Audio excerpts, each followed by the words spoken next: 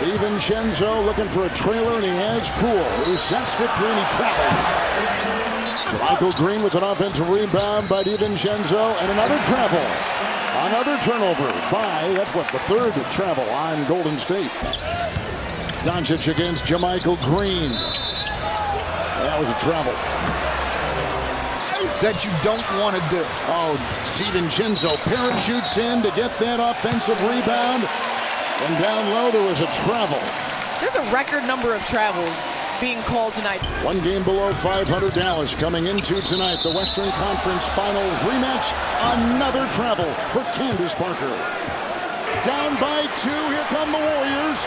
It's Curry. A three for the lead. Travel on Stephen Curry.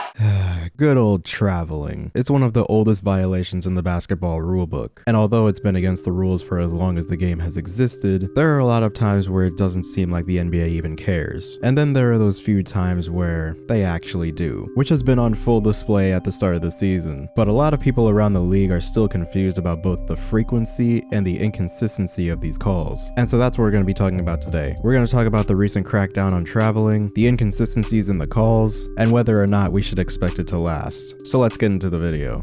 I'm sure a lot of us are aware of the NBA's crackdown on traveling and carries this season, but like I said before, it isn't always like this, because before every season, we always get word of officials cracking down on a very specific issue plaguing the league, and they usually do start calling those a lot more, and then they stop. We saw this last season, when the NBA said they would be cracking down on the foul baiting problem that has been a growing complaint amongst fans and players alike throughout the last few seasons. They wanted to emphasize a specific type of foul in which the offensive player would get the defender up in the air, where the offensive player would then jump forward into them to create the contact and get rewarded with free throws. It was becoming a huge problem because people felt, what else is the defender supposed to do? Especially if they land in front of the player and never would have actually made contact had the offensive player not jumped into them. And it was becoming annoying, and so they changed the way they called it, along with other methods players were using to force contact. And for about the first month and a half of the season, we definitely saw a difference in both the way these types of plays were being called and how it affected certain players across the league. And then they just stopped. No reason. And it was pretty much back to how it was before. And so fast forward to right now, where they're doing this again, except this time with both traveling and carrying the ball, also known as a discontinued dribble. Not exactly at the start of the season, but about a week into the season, they just flipped a switch. Not to be a fed or anything, but I still think that this specific video might have had something to do with that, specifically because the timing of this matches up that perfectly, but that's besides the point. If it feels like traveling is being called way more often than years past, that's because it is, by a pretty wide margin. I went through all of the travel calls for each team for the last 5 seasons, put them in a table, and this is what I came up with. 2018 to 19, there were 2,215 total travel calls, which averages out to 1.8 per game. In 2019 to 2020, there were 2,379 travels, which averages out to 2.25 per game. And yes, the shortest season here actually had the most travel calls of the last 5 seasons. I was surprised too. In 2020 to 21, another shortened season, there were 1,795 travel calls, which averages out to 1.66 per game. And last year, there were only 1,557 travels, which averages out to just over 1 per game, the lowest amount over this 5-year span. This year, as of November 30th, there have already been 890 travels, which averages out to nearly 3 per game, meaning that a quarter of the way through the season, we're already halfway to the amount of travels that were called for the entire year last season. And it was on full display in the recent Warriors-Mavericks game that I was showing at the start of the video. In that game, there were 10 total travel calls, 3 on the Mavericks and 7 on the Warriors, which I'm not exactly sure, but that has to be some kind of record. That's definitely something that I myself have never seen before. But when we take a look at these travel calls, they're all good calls, except for one. And that was this call against Luka Doncic in the 3rd quarter. Gather, 1, 2. This is not a travel, and they should have won this challenge. But other than that, they were all good calls. Which then brings me to what Steve Kerr said after the game was over, because he does make a very valid point. Calls are calls, so some go your way, some don't. And, I guess the NBA is making an emphasis on plays like that. And I don't know if it was a travel or not. I haven't seen it, but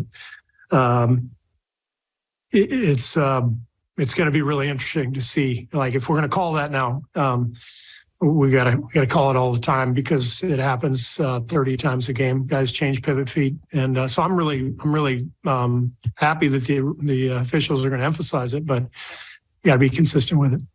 And he's right. Because through this early part of the season, we definitely have seen inconsistencies in the amount of calls and also who they're being called on. Because around the same time that Jordan Poole started being called for carrying violations every play, these were happening all across the league. Which brings us to this one, which just happened the other day, and is quite possibly the most egregious carry that I have ever seen in my entire life. Luka Doncic literally did a pass fake mid-dribble and then just kept dribbling. And the worst part about this? Boyan.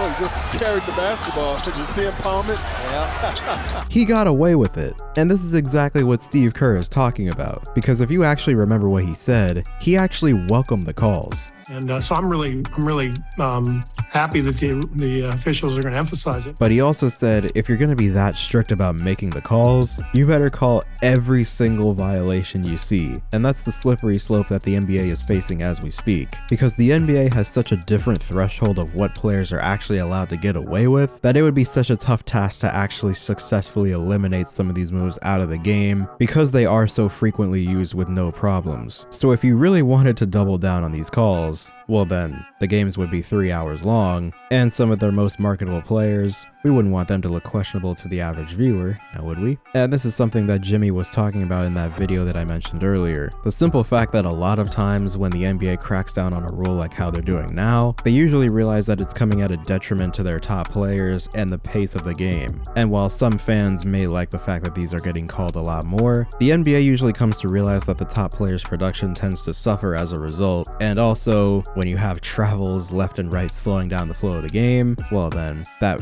pretty much goes directly against everything they've done within the last few seasons to try to speed the game up and make it more exciting. And again, while these calls may be great for people like you and me who pay attention to every aspect of the NBA, it becomes harder to market to those who just watch occasionally, who they're trying to turn into a regular viewer. I'd imagine that it's a really tough balance that you have to try to find. And so there's that. And then there's another point of view, which is the one that I currently hold about this whole thing. What is even the point of doing this when we all know that they're not going to keep this up for an entire season? And your response to that may be something along the lines of, well, maybe this is the one time where they actually double down. How do you know for sure if they'll stop calling it like this or not? And my rebuttal to that would be, I know this because they've already tried this before. At the start of the 2017 season, the NBA made an emphasis on calling more travels that previously went unnoticed, and the result was a whopping 3.4 travel calls per game through the first week and a half of the season, 1.7 per team every single game, an officiating masterclass. But at the end of the season, the NBA ended up with 2,271 total travel calls, which averages out to 1.85 per game, which falls right in line with the last 5 seasons. And in addition to that, other than the outlier pandemic year, there's been a downward trend every season since,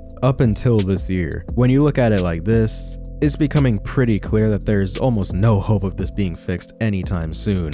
And now that you have this knowledge, I ask the question again, what even is the point of all of this then? A wise man once said, the more things change, the more they stay the same. And that looks to be the case once again with the new enforcement of the rules. This will go away in about a month's time, just like all the times they've tried to make an emphasis like this in the past. And before you know it, we'll be right back where we started before, waiting for the next rule change.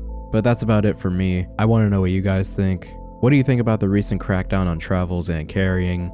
Do you think it will actually last? Or do you also think they'll once again start to loosen up soon? Let me know what you think. But with all that being said, I hope you guys enjoyed this video. Subscribe if you're new. Hit the bell to be notified when I upload. Comment down below what you want to see next. And as always, I'll see you guys in the next one.